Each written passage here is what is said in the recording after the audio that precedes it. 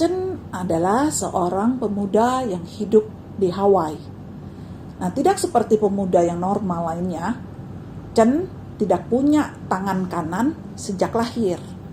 Dan karena kondisinya itu, Chen sering sekali diledek oleh teman-temannya. Dan pada suatu hari, setelah pulang sekolah, Chen kembali diledek, diolok-olok oleh teman-temannya.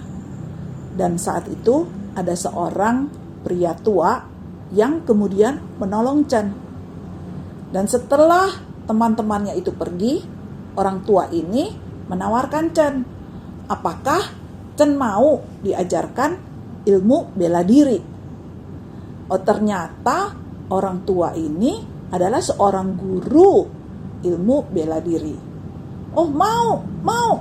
Chen sangat mau. Kemudian Chen menjadi murid dari orang tua ini.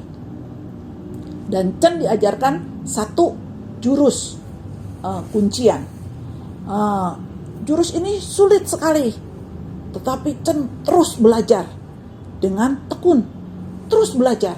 Nah, setelah beberapa bulan, Chen bisa menguasai jurus kuncian ini. Nah, kemudian dia bilang ke gurunya, "Guru, aku sudah bisa jurus ini.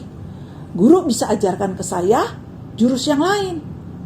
Nah, tapi guru ini bilang, "Enggak, kamu pelajari saja satu jurus ini. Kalau kamu sudah bisa, nanti aku berikan sparring partner." Oh, Chen belajar lagi. Nah, kemudian guru ini bilang, "Kamu sudah bisa?" "Sudah, guru." Nah, akhirnya dikasih sparring partner. Nah, jadi Chen berlatih dengan sparring partnernya ini. Dan Chen bisa menang dengan mudah atas semua sparring partnernya.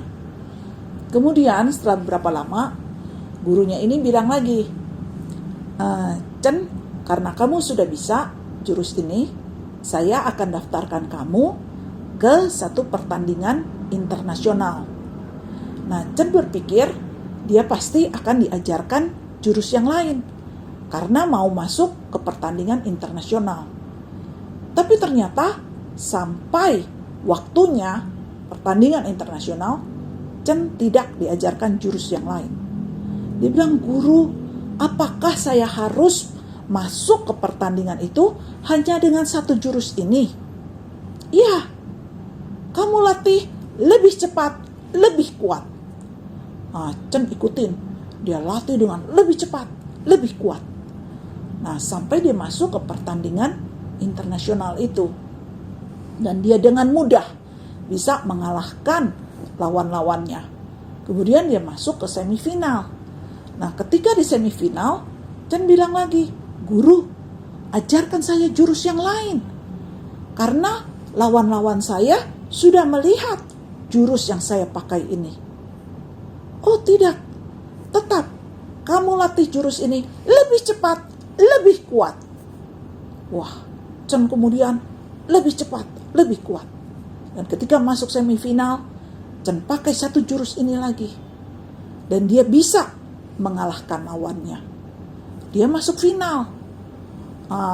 Lawan Chen di final ini juara bertahan 7 tahun berturut-turut.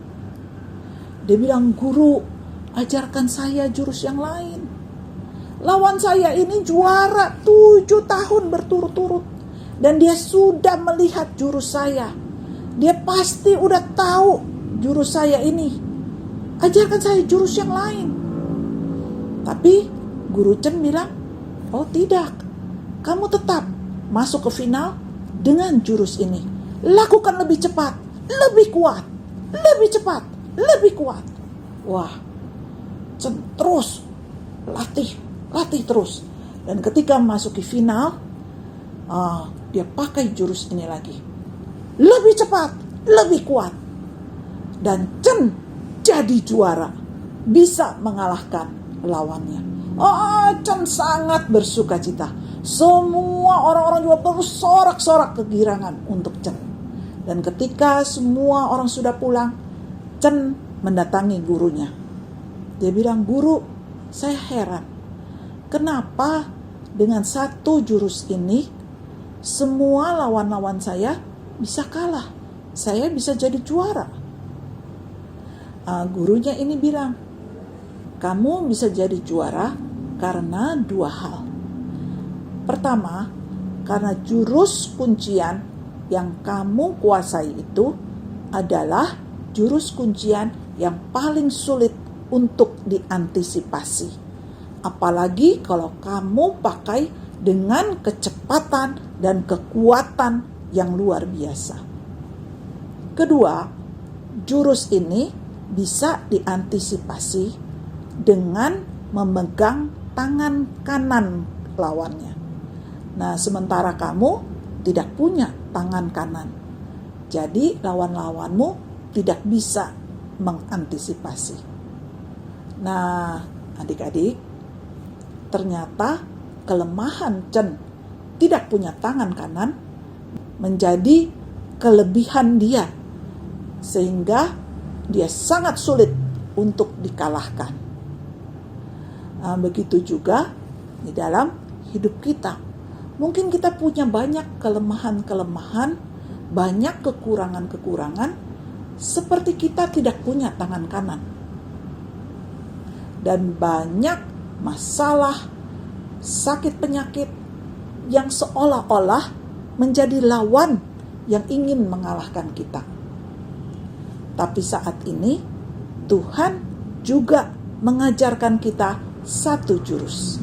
Di Yeremia 17 ayat 7, diberkatilah orang yang mengandalkan Tuhan, yang menaruh harapannya pada Tuhan.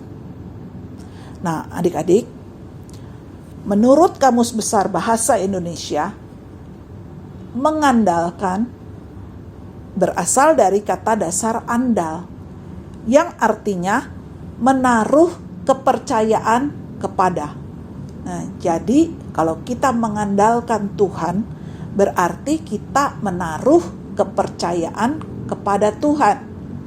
Dan arti lain dari andal adalah menjamin akan kesanggupan, kekuatan, atau kemampuannya.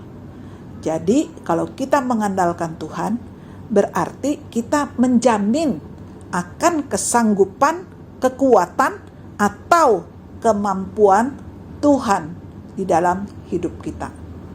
Karena itu, satu jurus yang Tuhan ajarkan, mengandalkan Tuhan. Lebih cepat, lebih kuat. Lebih cepat kita berlari kepada Tuhan. Lebih kuat percaya kita kepada Tuhan. Maka kita bisa mengalahkan semua lawan-lawan kita. Dan kelemahan kita, seolah-olah tidak punya tangan kanan, akan menjadi kelebihan kita dan menjadi kesaksian betapa hidup kita menjadi pemenang. Amin. Tuhan Yesus memberkati.